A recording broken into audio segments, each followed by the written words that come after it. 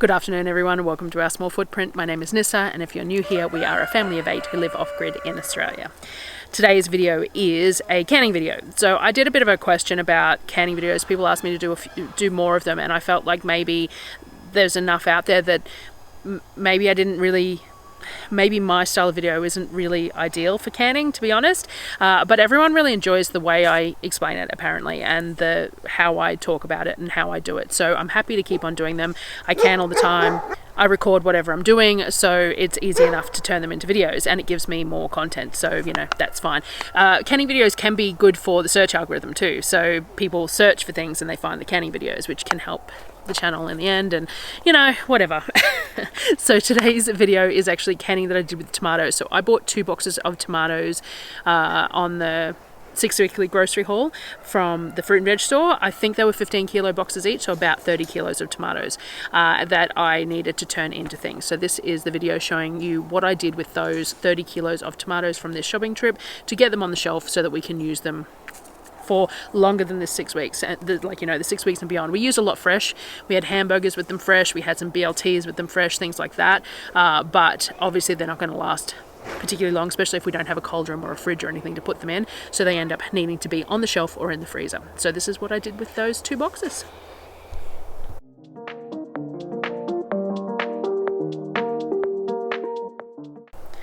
Now when it comes to tomatoes, fresh tomatoes, and canning them, we only use them for certain things, because pre-bought tin tomatoes can be cheaper than buying fresh tomatoes at times, and when we grow tomatoes, we grow a lot of them, we eat a lot of them fresh, but there's still a limit to what we end up getting. So things like pasta sauces, I can pasta sauces, I don't mind using tin tomatoes for. So I buy the really big tins of tomatoes and I make huge batches of pasta sauce and I can it. But there's certain things that I really want fresh tomatoes for. One of those things is pizza sauce, and the other one is salsa. So that's what I'm using these tomatoes to can for at the moment. I actually forgot about the tomatoes that I had bought. I only found them when I was reorganizing the back shelf, because the kids had put them on the back of the shelf, which means that some of them, with our cold weather, some of them had frozen a little bit and come back, so some of them had some spots on them and things like that, but that's fine. I just cut out what needed to be cut out, used what I had.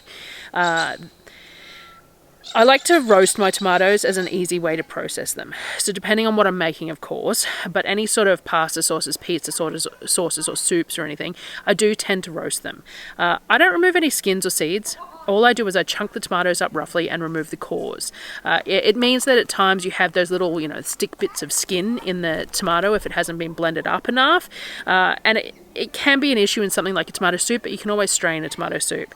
But mostly we don't care. The Thermomix is also pretty high powered, so generally speaking, there's not many of those little bits in there at all, so long as you give the Thermomix time enough to puree it all up. A lot of people say leaving the seeds in can cause bitterness. I've never found that personally though. I've never had a problem with my sauces being bitter or anything else, but I've also never removed the seeds to see the comparison either. But from our preferences, we don't have any issues with leaving the seeds in them. By not removing the seeds and the membranes though, you are leaving a fair amount of liquid in there, a fair amount of water, because tomatoes have a lot of water in them, which is where the roasting comes into play, because a lot of the liquid evaporates while you're roasting them. But you can also use a slotted spoon to remove the tomatoes from the trays after you've roasted them and leave a lot of that water behind if you're so inclined as well. But that liquid is flavour, like as much as there's water in there, there's a lot of flavour in there too, so I do generally prefer to cook it down rather than to just discard it. So I filled 2 of my big cast iron trays because that's what fits in my barbecue well. The barbecue, I use upturned stainless steel colanders, and I put the trays on top of them, and 2 of them fit comfortably in there. So I filled the 2 big cast iron trays as full as I could possibly get them, a little bit mounted because everything's going to reduce as it roasts.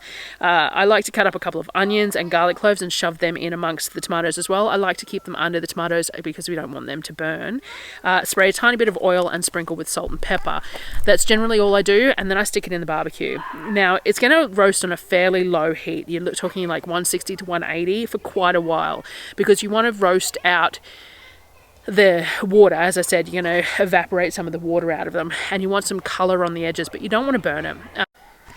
If you get too much of those burned bits of tomato in there, you can taste it through the whole dish, so you don't want too many of them in there. A little bit of colour is fine, but you don't want like whole charred bits in, like whole pieces that are burnt. A little bit of charring is fine, burning not so much.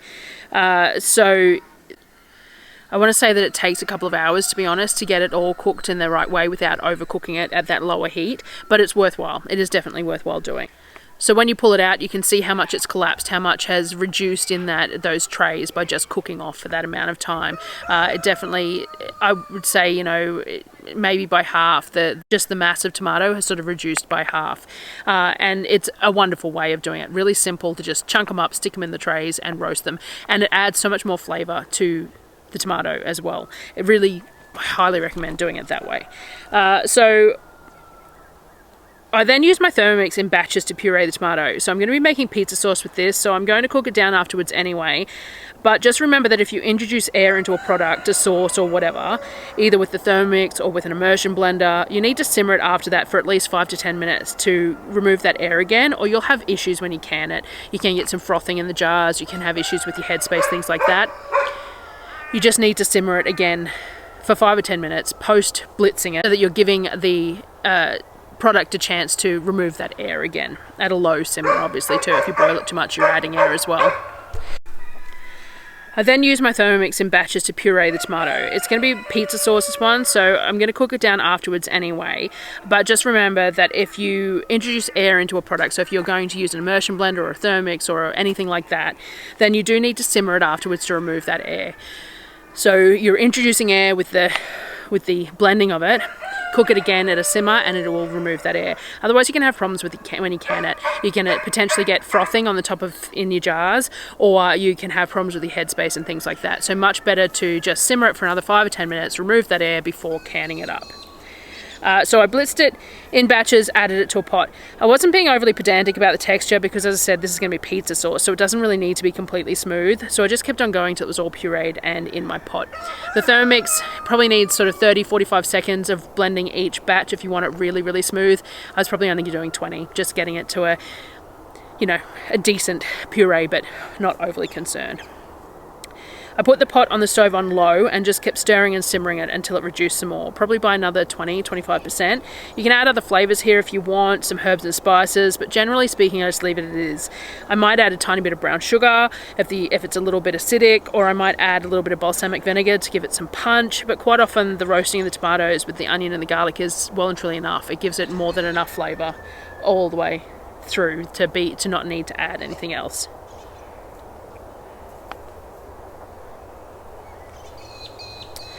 So that used up about half the tomatoes. So after that, I got started on the rest of the tomatoes. The other thing we're lacking on the shelves at the moment is salsa. We used the last jar just recently. My salsa is super, super simple. I do the same thing with my tomatoes. I just take the cores out and leave the skin and seeds on. I then put them in the Thermomix and just pulse them a few times until they're kind of diced. We're just going to, get them so that they're all chopped up. It doesn't have to be even. It can have large chunks. It can have small chunks. We just want them chunked up in there, and it's a whole lot easier to use a pulse on a blender or a Thermomix or something than it is to do it by hand. So that's what we're doing. Then again, I don't remove any skins or seeds or anything else. I do them whole. I just take the core out and that's it. And then just pulse them in the Thermomix.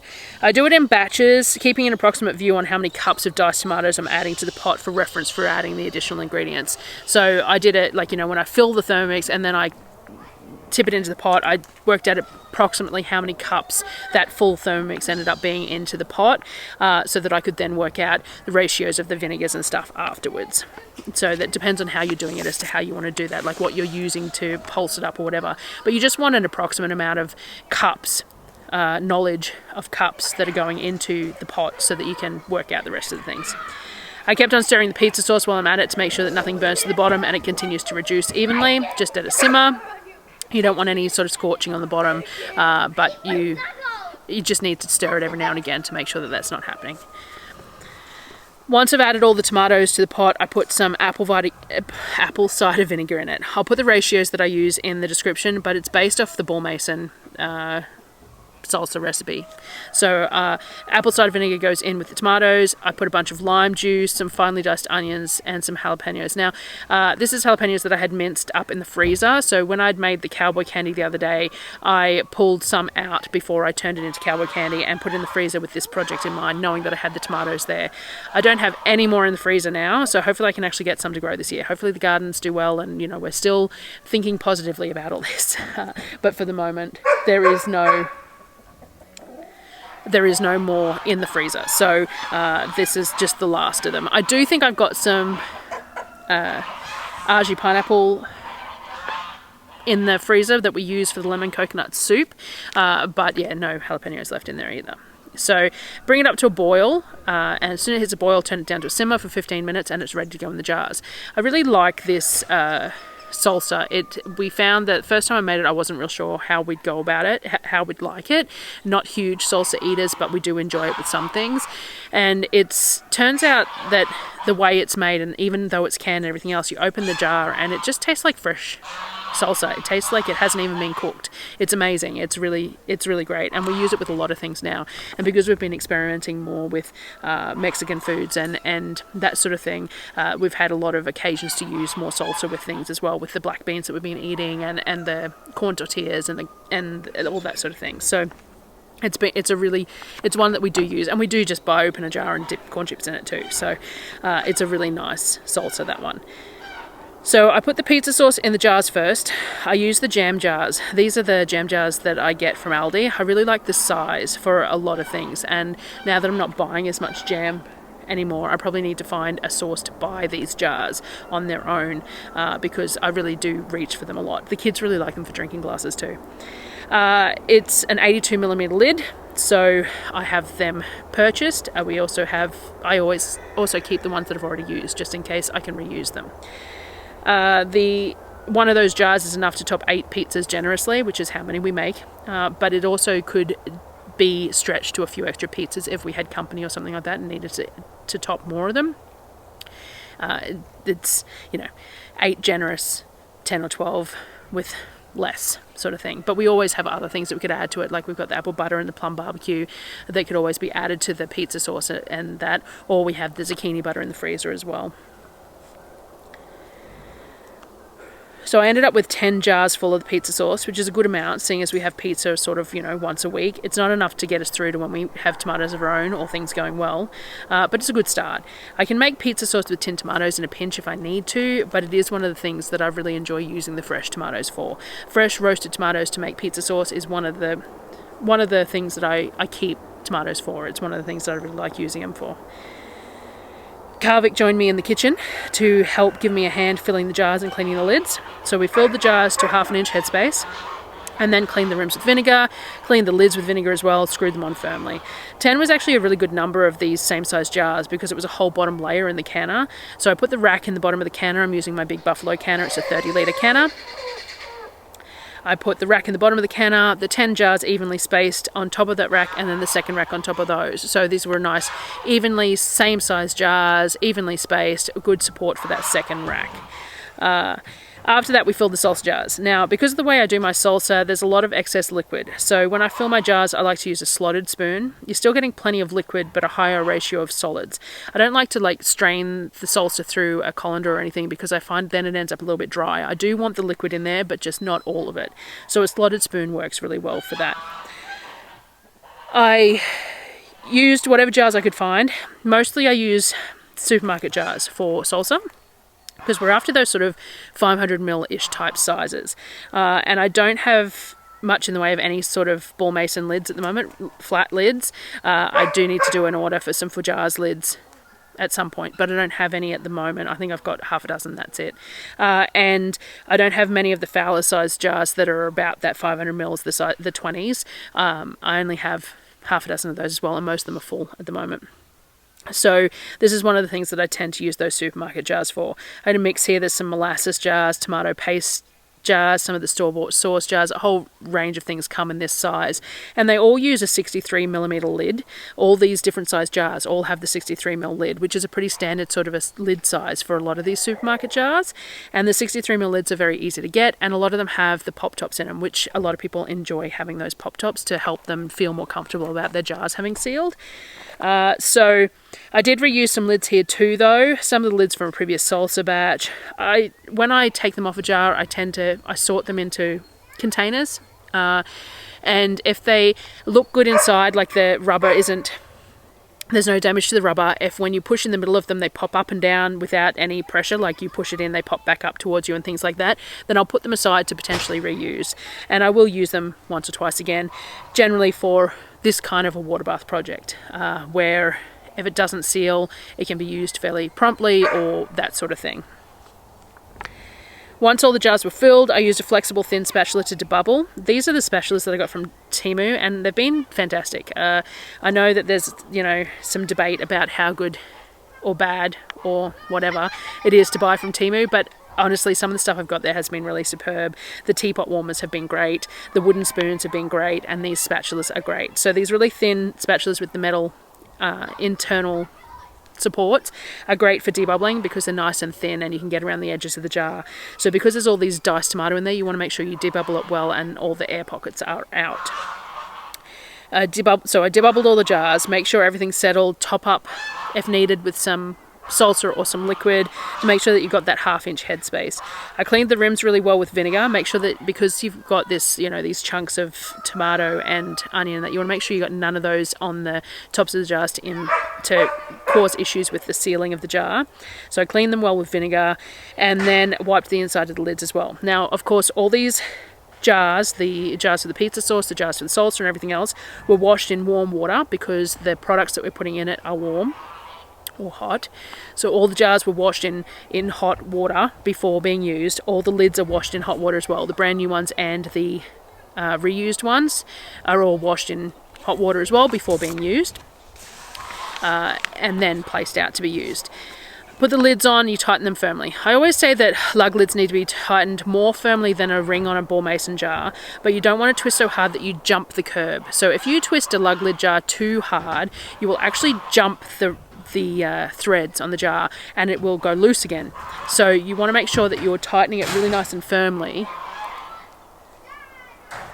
but you're not jumping those tracks on the jar. You need to sort of stop at that point. So there's this point that's a firm twist, but it's not, you're not really wrenching it or anything like that.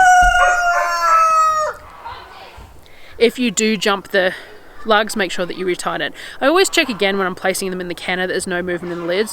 So sometimes the jars haven't, like whatever happened when you sealed it, it didn't work, and as you go to put it in the canner, the jar sort of, the lid sort of rattles on top of the jar, so I just retighten it again then when I'm putting it into the canner. I then filled that second layer of the canner with the jars. I actually filled another batch of jars as well as what I showed because I had that much salsa to do, to add to the canner as well. I actually managed to move things around and get all the jars in there, which was kind of shocking. I didn't expect to get that many in there. So I had like 15 jars of the salsa and 10 jars of the pizza sauce, all managed to get into that one pot on the 2 layers.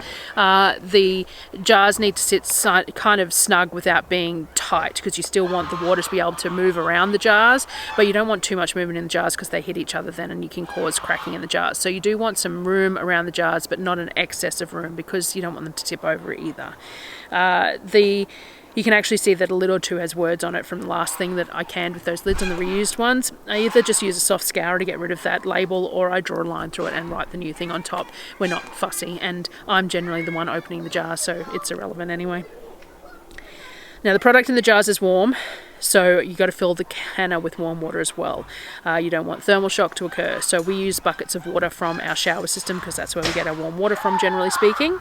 And then you want the water to be at least 1.5 inches above the level of the tallest jar. I put the lid on the canner just to help bring the temperature up faster and to help with to lessen the evaporation, because you don't want that water level to drop while you're in the canning process. If it does, you need to add water to it, but you want to add boiling water because you want to keep it at a boil. So I prefer just put the lid on it, and that will help with that evaporation. Once the water is at a full rolling boil, I start my timer. These jars are processed for 25 minutes because my altitude is above 1,000 feet. It's 20 minutes for under 1,000 feet. After the 25 minutes, the burner is turned off. Let the pot rest for 5 minutes before removing the lid and the jars from the canner. Then they get placed onto a board and left to finish the process. So the resting period after you've canned a jar is part of the process. So the jars actually seal during that resting period. So you need to leave them for 12, 24 hours to just finish doing what they're doing before you fiddle with the seals or check it or anything. So I put them on a board, put them aside, and I check them the next day. Once they're checked, you check that all the seals are done. If any seals haven't been done, then they go in the fridge or they go to be reprocessed depending on what the product is. And then I clean the jars, label them, and get them onto the shelf. At the moment, our shelves are really, really packed full and nothing is sitting there very nicely. Once we get the pantry built, we have another set of shelves to be put together, but I've got nowhere to put them at the moment. So things are a little cluttered on my canning shelves at the moment. So that was everything made out of the 2 boxes of tomatoes. So they were about 15 kilos each, so it was about 30 kilos of tomatoes, and it was about 15 jars of salsa and around about 10 jars of pizza sauce. So it shows you how many tomatoes you need to get these products going, which is why when the successful year of gardening, I had 200 odd tomato plants and we still didn't can all the tomato products we needed. But that's why I pick and choose what I use the fresh tomatoes for. Salsa, definitely fresh tomatoes, it's the only way to go. Do not like salsa made with tinned tomatoes, but things like pasta sauces and stuff, using the tinned tomatoes is neither here nor there. It gives you a very similar result in the end, so it's fine. Roasting them is really lovely for things like the pizza sauce, or roasted tomato soup and things like that are really nice if you roast them first. And again, you need fresh ones to be able to do that. But yeah, so that's what we got out of the 30 odd kilos of tomatoes, and they were not overly cheap either because it's not really tomato season. Obviously, living in Australia and living in Queensland, there is certain parts of Queensland that still grow tomatoes even through most of the winter, but they're not as in abundance as they are in summer, which is when they're cheaper. So hopefully I can take advantage of them when they're cheaper, and especially if the garden isn't going to do as well, but we've got our fingers crossed about the garden, so we will see. So thank you for joining me again, and I will see you on the next video.